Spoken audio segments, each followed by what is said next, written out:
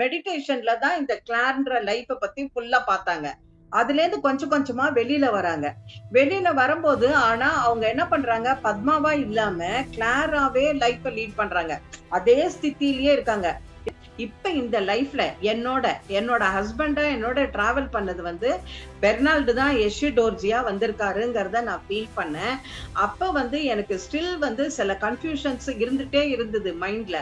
Mount டைஸ வந்து இங்க இருக்கிறவங்க திபெத்ல இருக்கிறவங்க வந்து சிவான்னு சொல்லுவாங்க. அதே மாதிரி மவுண்ட் கைலாஷ் வந்து இந்தியால இருக்கிறவங்க வந்து சிவான்னு சொல்லுவாங்க. ஆனா எல்லாமே ஒண்ணுதான். இன்னொரு மக்கள் வந்து பழமையில இருந்தாங்க. பழமையில இருந்து ஒரு மாதிரி மூட நம்பிக்கையில இருந்தாங்க. அவங்களோட மூட நம்பிக்கை எந்த அளவுக்கு போச்சுனாக்கா அனிமல் சாக்ரிஃபைஸ் பண்ணிட்டு இருந்தாங்க. அந்த அளவுக்கு அவங்க ஒரு மூடத்தனமா இருந்தாங்க. அசுரன் என்ன பண்ணானாக்க ரொம்ப காலம் வந்து ரொம்ப ஒரு கொடிய அரசனா அவன் இருந்தான்.